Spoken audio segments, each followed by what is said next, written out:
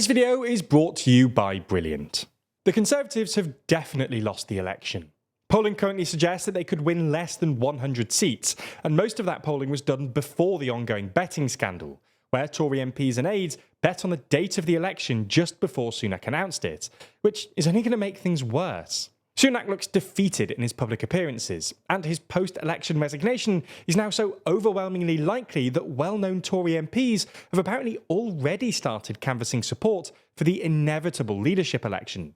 So in this video, we're going to have a look at some of the runners and riders in the race, why the bookies are saying it, and why, somewhat paradoxically, if the Tories do really bad in July, it could end up making them more, not less, moderate. Before we start, if you haven't already, please consider subscribing and ringing the bell to stay in the loop and be notified when we release new videos. So let's start by taking a look at the bookies' odds. According to betting aggregator OddsChecker, the current favourite for next Conservative leader is Kemi Badenoch, who has an implied probability of being the next Tory leader of about 30%. There are then 4 candidates who all have pretty similar odds, with most bookies giving each of them somewhere like a 10 to 15% chance of being the next Tory leader. Priti Patel, Tom Tugendhat, Penny Mordaunt, and finally current Reform leader Nigel Farage, who's made no secret of his ultimate intention to take over the Conservatives. Anyway, let's take a look at each of those candidates and whether they could actually make it to the top of the Tory pile after the election, starting with former banker and current Business and Equalities Minister Kemi Badenoch. Badenoch is the clear favourite for a couple of reasons. She performed surprisingly well in the 2022 leadership race, making a name for herself in the debates and ending up a respectable 4th behind Sunak, Truss and Mordaunt. While Badenoch isn't all that popular with Tory MPs thanks to her brash style and relatively juniority, she's very popular with both Tory donors, who think she's the party's best bet of seeing off Farage and recovering at the next election, and the Tory membership. Conservative home polling regularly puts her at the top of the so-called Cabinet League table, which is a poll of Tory members about which cabinet members they like best. And she's made a name for herself amongst the grassroots as the party's most articulate and outspoken critic of so-called wokeism. Just this week, she ended up in a Twitter spat with former Doctor Who actor David Tennant, who said he just wanted her to, quote, shut up. However, until we wake up and Kemi Badenoch doesn't exist anymore,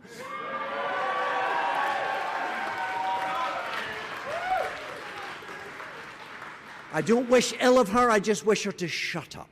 After it was reported that she wanted to amend the Equality Act to ensure that, quote, sex in the law means biological sex. Badenoch responded by attacking Tennant as, quote, a rich lefty white male celebrity so blinded by ideology he can't see the optics of attacking the only black woman in government. And her spat has been widely and positively reported all over the right-wing media. Donors like Badenoch because they think her culture war politics could squeeze out Farage and hurt Labour. But her other policies, including her economic policies, are palatably moderate. Badenoch is also very unlikely to lose her seat, given she currently has a 27,000 vote majority. Next on the list is Priti Patel. As a former Home Secretary, Patel is more focused on immigration than Badenoch, but she's not considered quite as an adept media performer, and she's been out of the spotlight ever since Boris Johnson's downfall. Patel's main advantage is that she might be seen as a more unifying candidate than the alternatives. She's obviously popular with the right, but as someone who's been an MP for a while and a more orthodox style, she might also be more palatable to the left. Then we have Leader of the House of Commons Penny Mordaunt, who's been appearing in Sunak's place on the 7-way debates we've seen during the election campaign. Mordaunt is generally considered a moderate Tory, but she's tacked to the right in the past couple of years to improve her standing amongst the grassroots.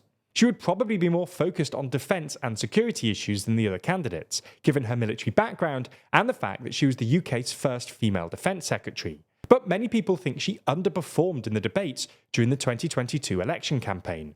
Her main advantage is that the polling suggests she's the most popular candidate with the general public. But if the 2022 Truss debacle taught us anything, it's that the Tory membership don't really vote for pragmatic reasons, and the other candidates will argue her relatively positive ratings are only because she's the only candidate the public are familiar with. There's also a good chance that Mordaunt loses her Portsmouth North seat, which polls currently have as a Tory-Labour toss-up. Our final Tory candidate is Security Minister Tom Tugendhat, who's generally considered to be on the left of the Tory party and who ran in the 2022 election. While Tugendhat looks overwhelmingly likely to win his seat, his basic problem is that his brand of politics isn't popular with the membership, which means he's unlikely to win any runoff vote, even if MPs put him through to the final round. Paradoxically, Tugendhat might be helped by a catastrophic result for the Tories. The other well-known moderates like Mordaunt and Shapps would probably lose their seats, but in the aggregate the parliamentary party would move to the centre, because the safest seats are usually those in the prosperous south, which are generally represented by more centrist Tories. This would make Tugendhat basically the only big-name moderate, and a more centrist parliamentary party would be more likely to put him through to the final round.